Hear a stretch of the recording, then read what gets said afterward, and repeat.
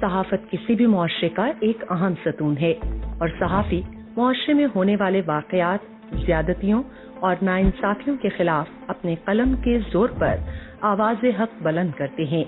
حق بات بولنے والے ان صحافیوں کی دنیا بھر میں حفاظت کی جاتی ہے اور انہیں آزادی رائے کا پورا حق دیا جاتا ہے، لیکن بدقسمتی سے یہاں مقبوضہ جموں کشمیر میں بلکہ پورے بھارت میں صحافیوں کے خلاف جرائم کرنے والوں کی کوئی سرزنش نہیں کی جاتی، جو کہ کسی بھی معاشرے کے لیے ایک انتہائی افسوسناک مقام ہے۔ بلکہ مقبوضہ کشمیر میں تو خود بھارتی حکومت اور فوجی اہلکار صحافت اور صحافیوں پر قدغنے لگا رہے ہیں۔ بھارتی حکام صحافیوں اور آن لائن ناقدین کو حکومتی پالیسیوں اور طرز عمل پر تنقید کے لیے تیزی سے نشانہ بنا رہے ہیں، خاص طور پر دہشت گردی اور بغاوت کے قوانین کے تحت ان پر مقدمے چلائے جاتے ہیں۔ کشمیری صحافی اپنی جان کی پرواہ کیے بغیر وہاں کے حالات بتانے کی کوششوں میں لگے رہتے ہیں۔ بھارتی حکومت ہمیشہ کشمیر میں میڈیا کو سختی سے کنٹرول کرنے کی کوشش کرتی ہے۔ جموں کشمیر میں صحافی صحیح معنوں میں تلوار کی دھار پر چل رہے ہیں۔ کشمیر میں جاری بھارتی ریاستی دہشت گردی کے بارے میں کوئی ایسی بات لکھ دینا جو کہ مودی حکومت کی پالیسیوں پر ذرا بھر بھی متصادم ہو تو صحافی کے سمن نکل آتے ہیں۔ One problem is that they are unable to find home for their story. If they find a home for the story, they suffer the consequences with, all those summons and fears of arrest or criminal cases being lodged against them or their family members being harassed. Every time they do a story, a critical story, there are summons, they are summoned to police stations, treated as if they are criminals, subjected to grueling hours of interrogation, and sometimes abused. گزشتہ 3 دہائیوں میں مقبوضہ کشمیر میں درجنوں صحافیوں کو قتل کیا گیا اور اب تک ان کے قاتلوں کا کوئی بھی سراغ نہیں مل سکا۔ Journalism is always a challenging task, and even more so in Kashmir. In the last 30 years particularly, 19 journalists have been killed, and that just shows how dangerous it is working in Kashmir.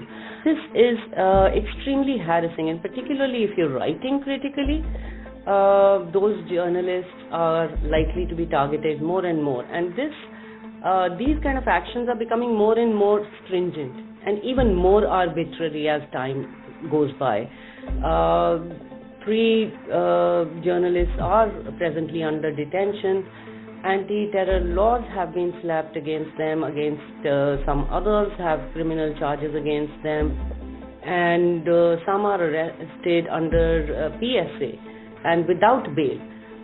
Other than that, journalists have been put on no-fly list. So this is just the broad, in short, the gist of what is really happening. 5 اگست 2019 کے بھارتی فیصلے کے بعد کشمیری صحافت کو نہ صرف قتل کر دیا گیا بلکہ 300 سے زائد کشمیری صحافیوں اور رپورٹروں کو خاموش کر کے ان پر ایسی دہشت بٹھا دی گئی کہ وہ اپنی صحافتی ذمہ داریاں نبھانے میں اعصابی دباؤ محسوس کر رہے ہیں اور اپنا پیشہ تک بدلنے پر مجبور ہو گئے ہیں۔ Many of them have lost jobs, or they have quit and opted for different professions. I heard of senior journalist who was actually, who took up a job as a caterer, a food. He was doing catering for a restaurant. مقبوضہ کشمیر میں جمہوریت کی روح سمجھے جانے والے آزادی اظہار رائے کو مختلف ہیلوں اور بہانوں کے تحت قدغنوں کا شکار بنایا جا رہا ہے۔ بھارتی قابض انتظامیہ نے اخبارات، انٹرنیٹ اور ذرائع ابلاغ کے دیگر ذرائع کا گلا گھونٹ کر رکھ دیا۔ جہاں دستور زباں بندی ہے، جمہوریت کے علمبرداروں نے اس عمارت کے چوتھے ستون کو ملیہ میٹ کر کے رکھ دیا۔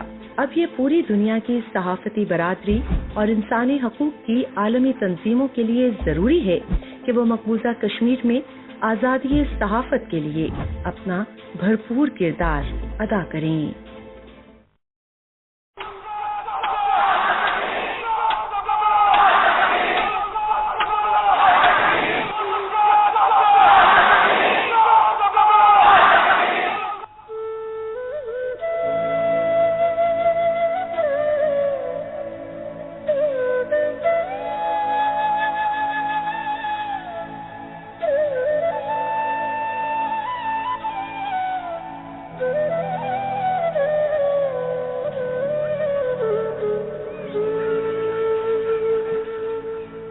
جذبہ ہے, ہمت ہے, خون اپنا حاضر ہے, پیچھے ہٹیں گے نہ, ہم دے دیں گے جان. جذبہ ہے, ہمت ہے, خون اپنا حاضر ہے, پیچھے ہٹیں گے نہ, ہم دے دیں گے جان. ہم جنم جنم رسوا جو ہوئے, ہم روز روز جو خون ہوئے, لوٹے بھی گئے, مسلے بھی گئے, دربار حکم گونجے بھی گئے.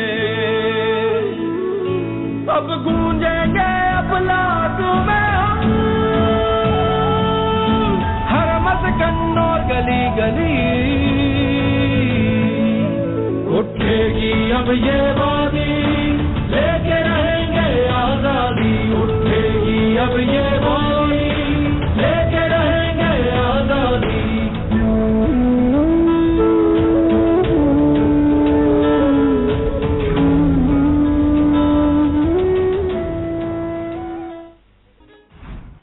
بھارت نے تحریک آزادی کو کچلنے کے لیے کشمیریوں پر اپنی 10 لاکھ سے زائد فورسز مسلط کر رکھی ہیں.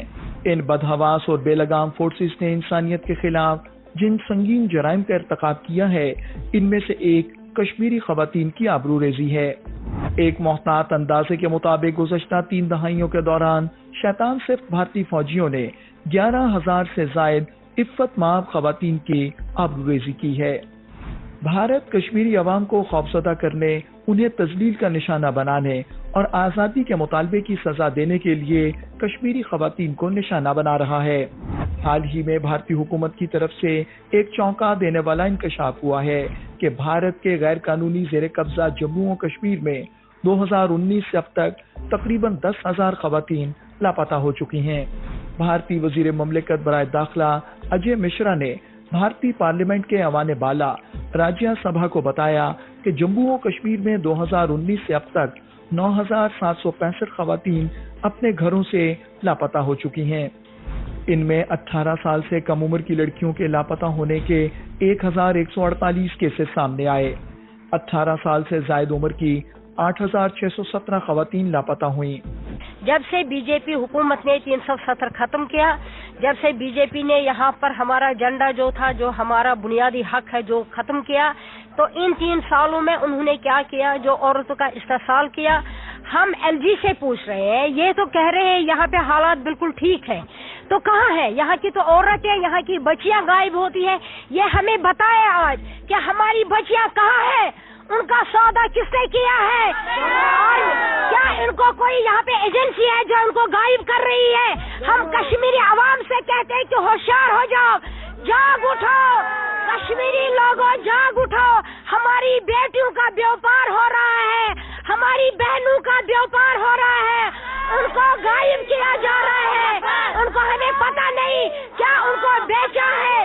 ہماری وہ بیٹیاں کہاں ہیں؟ ہم مودی سے پوچھ رہے ہیں, ہم یہاں ایل جی سے پوچھ رہے ہیں, اور پولیس کیا کر رہی ہے؟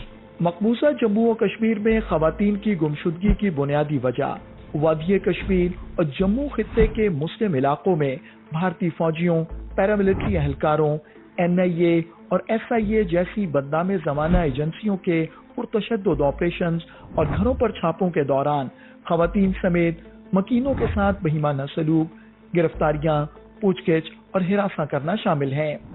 2019 کے بعد سے بھارتی فوجیوں اور پیراملٹری اہلکاروں کی جانب سے کشمیری خواتین بالعموم کم عمر لڑکیوں کو ذہنی طور پر ہراساں کرنے, انہیں گرفتار اور اغوا کرنے کی بہیمانہ کارروائیوں میں تیزی آئی ہے. قابض بھارتی افواج غیر انسانی کارروائیوں کے لیے کسی کو جواب دہ نہیں. فوجیوں کو کالے قانون arm forces special powers act کے تحت کشمیریوں کو قتل, گرفتار, اغوا اور تشدد کا نشانہ بنانے کے بے دریغ اختیارات حاصل ہیں. بھارتی حکومت بے گناہ کشمیریوں کے جعلی مقابلوں میں قتل پر بھارتی فوجیوں کو ترقیوں, انعامات اور تمغوں سے نوازتی ہے. مقبوضہ خطے میں 10,000 خواتین کی گمشدگی کے انکشاف کے خلاف کشمیری سول سوسائٹی سراپا احتجاج ہے. مقبوضہ جموں و کشمیر کے ساتھ ساتھ پورا بھارت خواتین کے لیے جہنم بن چکا ہے. بھارت میں خواتین کی آبروریزی, اغوا, قتل اور استحصال معمول بن چکا ہے۔ حد تو یہ ہے کہ ہوا کی بیٹیوں کی سرعام تذلیل کی جاتی ہے، جیسا کہ منی پور اور مہاراشٹرا میں ہوا ہے۔ تازہ اعداد و شمار کے مطابق بھارت کی مختلف ریاستوں میں خواتین کے خلاف دیگر جرائم کے علاوہ 2019 اور 21 کے درمیان 3 سالوں میں 13 لاکھ سے زائد لڑکیاں اور خواتین لاپتہ ہو چکی ہیں۔ ان واقعات سے یہ بات ثابت ہوتی ہے کہ مودی کا بھارت نہ صرف کشمیریوں اور بھارتی اقلیتوں کے لیے جہنم بن چکا ہے، بلکہ صنف نازک کے وجود کا بھی دشمن ہے۔ ان حالات میں انسانی حقوق کی تنظیموں، خصوصاً حقوق نسواں کے علمبرداروں کی یہ ذمہ داری ہے کہ وہ خواتین کی زبوں حالی کا نوٹس لیں۔